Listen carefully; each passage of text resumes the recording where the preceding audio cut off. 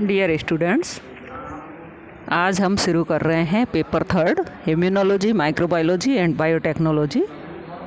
और इसका first unit है इम्यूनोलॉजी या प्रतिरक्षा विज्ञान। Immune system of body of animals protect them from infection of bacteria, viruses, fungi, protozoans and toxins. जंतुओं का शरीर में उपस्थित प्रतिरक्षा तंत्र उनको जीवाणु, वायरस, कवक, प्रोटोजोआ और उनके आविषों से उनकी सुरक्षा करता है। Study of the action and reaction of immune system against these foreign bodies is called immunology. प्रतिरक्षा तंत्र की इन बाह्य कायों के प्रति होने वाली क्रियाओं और प्रतिक्रियाओं के अध्ययन को प्रतिरक्षा विज्ञान कहते हैं। एडवर्ड जेनर को फादर ऑफ इम्यूनिटी कहते हैं, क्योंकि सबसे पहले उन्होंने बताया था कि काऊ पॉक्स मनुष्य में होने वाले स्मॉल पॉक्स के प्रोटेक्शन के लिए प्रेरणा का कार्य करता है, इंस्पिरेशन का कार्य करता है। उनको फादर ऑफ वैक्सीनेशन भी कहते हैं, क्योंकि सबसे पहले उन्होंने टीकाकरण की पद्धति विकसित करने का काम किया था। लुई पास्चर को फादर ऑफ इम्यूनोलॉजी कहते हैं, प्रतिरक्षा विज्ञान का जनक कहते हैं, क्योंकि सबसे पहले उन्होंने मनुष्य में लगाए जाने वाले रेबीज के टीके का आविष्कार किया था। इम्यूनिटी या प्रतिरक्षा, it is efficiency of body to fight against foreign body with the help of immune system. यह प्रतिरक्षा तंत्र की सहायता से बाह्य कायों से शरीर की रक्षा करने की क्षमता है। इम्यूनिटी या प्रतिरक्षा को 2 प्रकारों में बांटा गया है। फर्स्ट है इनेट और non specific immunity and second है एक्वायर्ड और स्पेसिफिक इम्यूनिटी। इनेट और नॉन स्पेसिफिक इम्यूनिटी, इनेट यानी जन्मजात, जैसा कि नाम से ही पता है यह इनबॉर्न होती है, जन्मजात होती हैं। और नॉन स्पेसिफिक अविशिष्ट, यानी कि यह सभी रोगों के प्रति समान प्रकार की होती है।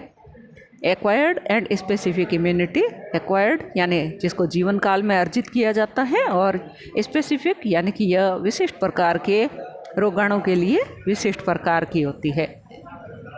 इनेट और नॉन स्पेसिफिक इम्यूनिटी शरीर में उपस्थित बैरियर्स या अवरोधों के द्वारा प्राप्त की जाती हैं, और हमारे शरीर में 4 प्रकार के अवरोध होते हैं जिसके द्वारा इनेट और नॉन स्पेसिफिक इम्यूनिटी प्राप्त की जाती है। फर्स्ट है स्ट्रक्चरल बैरियर, सेकंड है फिजियोलॉजिकल बैरियर, थर्ड है सेलुलर बैरियर एंड फोर्थ है जेनेटिक बैरियर। एक्वायर्ड और स्पेसिफिक इम्यूनिटी यह 2 प्रकार की होती है, एक्टिव एंड पैसिव, सक्रिय और निष्क्रिय। एक्टिव इम्यूनिटी भी 2 प्रकार की होती हैं, natural active immunity and artificial active immunity. Natural active immunity जैसे कि इन्फेक्शन होने पर, और आर्टिफिशियल एक्टिव इम्यूनिटी वैक्सीनेशन या टीकाकरण के द्वारा प्राप्त की जाती है। पैसिव इम्यूनिटी भी 2 प्रकार की होती हैं। फर्स्ट है नेचुरल, इसमें मातृक शरीर से भ्रूण में प्लेसेंटा के द्वारा आईजीजी प्रवेश करके शिशुओं को बाह्य कारकों के प्रति सुरक्षित करने का काम करती है। इसी प्रकार से आईजीए जो कि नवदुग्ध या कोलेस्ट्रम में उपस्थित होता है, यह भी शिशुओं के शरीर में प्रतिरक्षा को बनाए रखता है। और आर्टिफिशियल यह एंटी सीरम की सहायता से प्राप्त की जाती है। इसमें फर्स्ट है इनेट और नॉन स्पेसिफिक इम्यूनिटी, जन्मजात और अविशिष्ट प्रकार की प्रतिरक्षा। जैसा कि अभी मैंने आपको बताया था, यह इनबॉर्न इम्यूनिटी है, जन्मजात प्रतिरक्षा है, नॉन स्पेसिफिक है, अविशिष्ट है, यानी कि सभी प्रकार के रोगाणुओं के लिए समान प्रकार की होती है। जैसे ही कोई फॉरेन फैक्टर, बाह्य कारक शरीर के अंदर प्रवेश करता है तो शरीर में उपस्थित वेरियस बैरियर्स, विभिन्न अवरोध उसको रोकने का काम करते हैं, और इस प्रकार से प्रतिरक्षा प्राप्त की जाती है। अभी हमने पढ़ा था कि यह बैरियर्स यहाँ अवरोध 4 प्रकार के होते हैं। इसमें फर्स्ट है स्ट्रक्चरल और एनाटॉमिकल बैरियर, संरचनात्मक और शारीरिक अवरोध। ये अवरोध निम्न प्रकार के होते हैं। फर्स्ट है स्किन या त्वचा। त्वचा का सबसे बाहरी स्तर स्ट्रेटम कॉर्नियम कहलाता है, जो कि डेड होता है या मृत होता है और यह अवरोध का काम करता है। दूसरा है स्किन की pH 3 to 5 होती है। त्वचा की बाहरी जो pH है उसका मान 3 से 5 होता है, जो कि बैक्टीरिया को नष्ट करने का काम करती है। सेकंड है म्यूकोसा। यह रेस्पिरेटरी, गैस्ट्रिक एंड यूरिनोजेनाइटल पथ में पाया जाता है। तो श्वसन, पाचन और मूत्रोजनन पथ में पाया जाता है। वहाँ पर एपिथेलियम उपस्थित होती है, जिसके द्वारा म्यूकस का सिक्रीशन किया जाता है। म्यूकोसा में 2 प्रकार की कोशिकाएं उपस्थित होती है। फर्स्ट है म्यूकोसल और स्लाइम सेल्स, जिसके द्वारा म्यूकस का सिक्रीशन किया जाता है, और इसमें सीलिया उपस्थित होते हैं, जो कि बैक्टीरिया को बॉडी से बाहर निकालने का काम करते हैं। सेकंड है फिजियोलॉजिकल बैरियर या कारिकीय अवरोध। यह रिवर्स एनवायरनमेंट में यानी प्रतिकूल वातावरण में कार्य करता है और जीवाणुओं की वृद्धि को रोकता है। फॉर एग्जाम्पल स्टमक में बनने वाला HCl या एसिड और माउथ में उपस्थित सलाइवा और म्यूकस एंड टीयर्स। इनमें लाइसोजाइम पाया जाता है, जो कि माइक्रोब्स की ग्रोथ को रोकता है, सूक्ष्म जीवों की वृद्धि को रोकता है। बुखार आने पर जब बैक्टीरियल इन्फेक्शन होता है तो प्रोटीन और एंजाइम का लाइसिस होता है या अपघटन होता है, जिससे कि बॉडी टेम्परेचर बढ़ जाता है, जिसे हम कहते हैं फीवर। सेकंड है pH। Acidic pH bacterial growth को रोक देता है, जीवाणु वृद्धि को रोक देता है, जैसा कि बक्कल कैविटी, स्टमक और वेजाइनल पथ में होता है। वहाँ पर pH कम होती है, एसिडिक pH होती है, जो कि बैक्टीरियल ग्रोथ को रोक देता है। थर्ड है सिक्रीशन। टीयर्स यानी आंसुओं में, सलाइवा में, सीबम और म्यूकस, इनमें लाइसोजाइम पाया जाता है, जो कि बैक्टीरिया को नष्ट करता है। थर्ड टाइप है सेलुलर बैरियर, कोशिकीय अवरोध।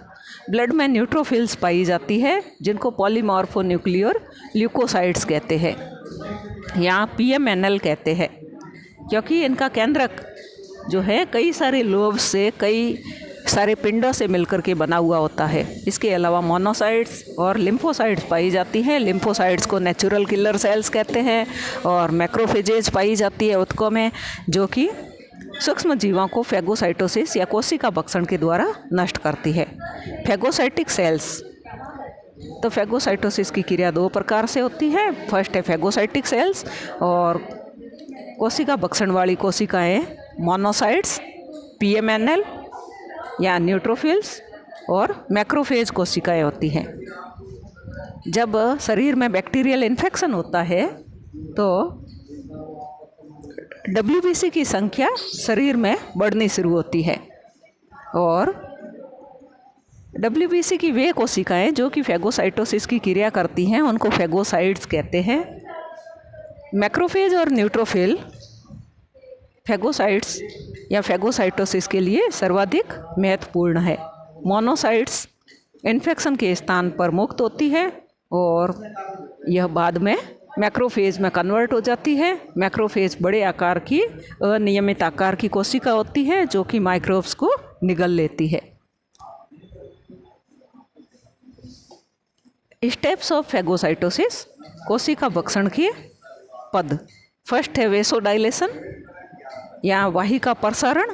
Due to effect of histamine, histamine के प्रभाव के कारण रक्त वाहिका का आयतन या आकार बढ़ जाता है, जिससे कि ब्लड फ्लो कम हो जाता है और इसको ब्लड स्टेटिस कहते हैं,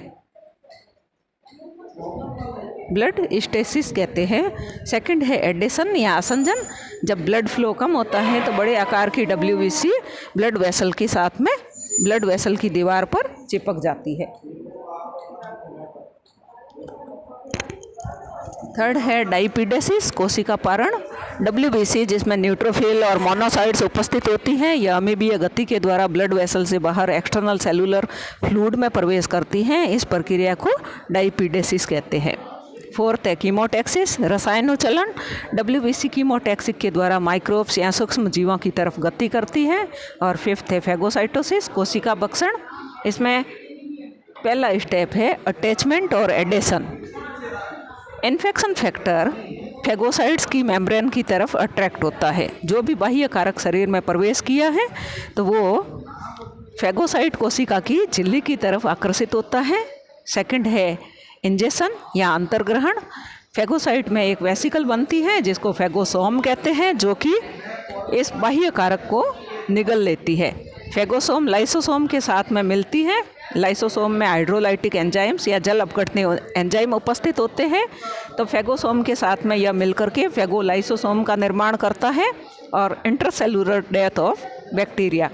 तो इस प्रकार से फेगोसोम के अंदर बैक्टीरिया को जल अपघटनी एंजाइमों की सहायता से नष्ट कर दिया जाता है। सेकंड है इसमें non specific non phagocytic cell. कोशिका भक्षण नहीं करने वाली कोशिकाएं, इनको जैसे उदाहरण है नेचुरल किलर सेल्स या NK सेल्स। ये बड़े आकार की कणिकीय लिम्फोसाइट्स होती है। इनका टारगेट बाहरी कोशिकाएं या रेस्टिट्यूट सेल या इन्फेक्टेड सेल या ट्यूमर सेल होती है। प्लाज्मा मेम्ब्रेन में परफोरिन छेद बना करके अंदर की तरफ प्रवेश करती हैं और इन्फेक्टेड सेल्स जो हैं वो फट जाती है या ब्रस्ट हो जाती है। फोर्थ है साइटोकाइन बैरियर, साइटोकाइन अवरोध। यह जब कोशिकाओं में वायरस इन्फेक्शन होता है तो उनके द्वारा इंटरफेरॉन प्रोटीन का सिक्रीशन किया जाता है, जो कि नॉन इन्फेक्टेड सेल्स को वायरस इन्फेक्शन से रोकता है। इंटरफेरॉन इसमें 270 एमिनो एसिड्स उपस्थित होते हैं और यह एंटीवायरल प्रोटीन है जो कि वायरस इन्फेक्टेड सेल्स के द्वारा सिक्रेट किया जाता है और यह पास में उपस्थित कोशिकाओं को ट्रांसलेशन इनहिबिटिंग प्रोटीन बनाने के लिए प्रेरित करता है। तो इस प्रकार TIP और ट्रांसलेशन इनहिबिटिंग प्रोटीन समीप उपस्थित कोशिकाओं को वायरल इन्फेक्शन से रोकता है या बचाता है। यह स्पेसीज स्पेसिफिक होता है, जाति विशिष्ट होता है। तो interferon prevent the viral infected cells of the same species. तो इस प्रकार से क्योंकि यह स्पेसीज स्पेसिफिक है तो इंटरफेरॉन उसी जाति के या समान जाति की वायरल इन्फेक्टेड सेल्स को वायरस से संक्रमित कोशिकाओं को रक्षित करने का काम करता है। Interferon is usable in prevention and treatment of viral infection. Interferon virus infection को रोकने का और उसके उपचार का काम करता है। Thank you.